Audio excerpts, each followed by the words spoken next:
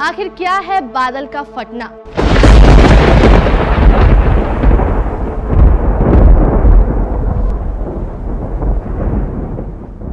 भारत में बीते कुछ सालों में बादल के फटने की घटना में बहुत इजाफा हुआ है। आए दिन पहाड़ी क्षेत्रों से बादल फटने की खबर सुनने को मिलती है।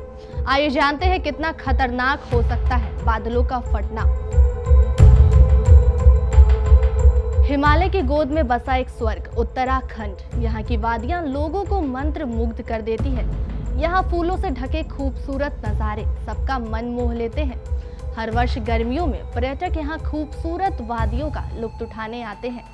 यहाँ का मौसम इतना सुहावना होता है कि मन करता है कि यहीं बस जाऊं। लेकिन इन खूबसूरत लम्हों के पीछे एक खतरनाक सच भी छुपा है, बादलों का फटना। इस भयानक घटना की वजह से हजारों लोगों के जान माल की हानि हुई है। आखिर कैसे फटते हैं बादल, आज हम आपको बताएंगे।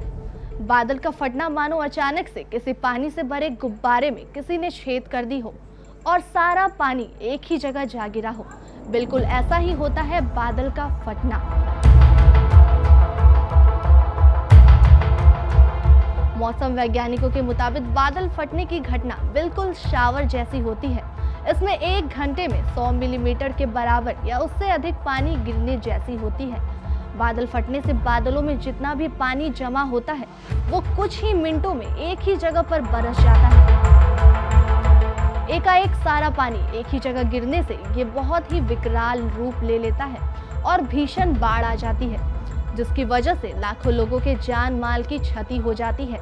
वैज्ञानिकों द्वारा भी बादल फटने की घटना का कोई पूर्वानुमान नहीं लगाया जा सकता। ये बादल खास जगहों पर ही बनते हैं और इसके कुछ पैटर्न होते हैं।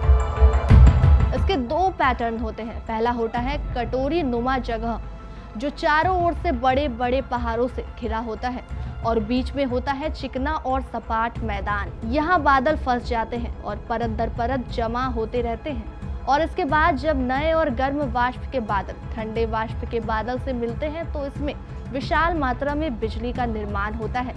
इन बादलों में पानी की मात्रा बहुत अधिक होती है। इन बादलों में मौजूद बिजली पानी को जकड़ कर रखती है और पानी को नीचे गिरने नहीं देती। जैसे जैसे ये बादल नए बादलों के साथ मिलते जाते हैं तो ये और भी भारी हो जाते हैं। इसका वजन हजारों या लाखों टन होता है।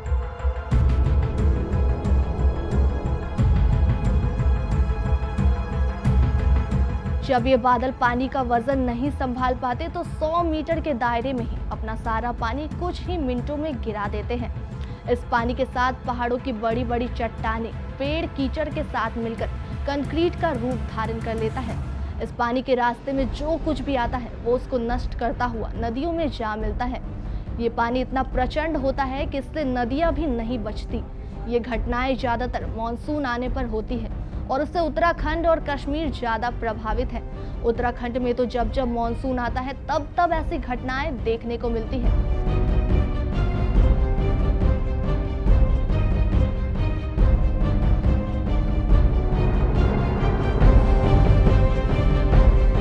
आखिर क्यों उत्तराखंड में इतने बादल फटते हैं, आइए जानते हैं इसका कारण।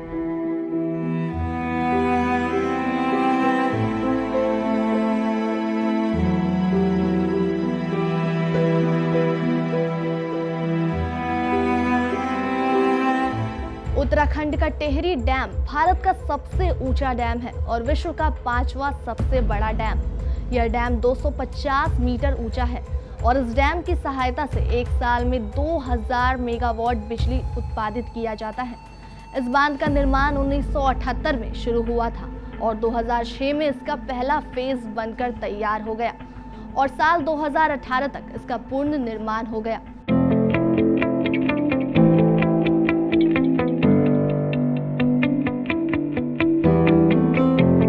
इस डैम की मदद से 2400 मेगावाट की बिजली उत्पन्न होती है। अभी वर्तमान में इसके जल का प्रयोग 4 लाख हेक्टेयर से भी अधिक भूमि के लिए किया जाता है। अब इसके जल का उपयोग पर्यटन के लिए भी किया जाता है और यहाँ वाटर स्पोर्ट्स और बोटिंग भी की जाती है।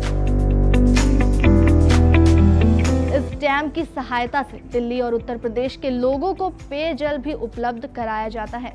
इस डैम के बनने से लोगों को बहुत फायदा हुआ है। इससे बिहार, उत्तर प्रदेश और पश्चिम बंगाल में आने वाले बाढ़ में काफी कमी आई है। चूंकि गंगा के कारण इन राज्यों में बाढ़ काफी तेजी से तबाही मचाता था। टेहरी बांध हिमालय की दो महत्वपूर्ण नदियां भगीरथ और भिलांगना के संगम से बना है। इन दोनों नदियों के पानी को बांध के पीछे बहुत ही विशाल मात्रा में जमा किया जाता है और बिजली बनाने के लिए इस्तेमाल किया जाता है। बस यहीं से बादल फटने की मुख्य कारण शुरू हो जाता है। इस विशाल झील के कारण बहुत अधिक मात्रा में पानी का वाष्पीकरण होता है, जिससे बादलों का गैर कुदरती रूप से निर्माण होता है। अनुमान लगाया जा सकता है कि इतने बड़े जलाशय से वाष्पीकरण का मतलब बड़ी और अमान्य रूप से बादलों का निर्माण, जिसकी वजह से बादल फटने की घटनाएं बढ़ गई है।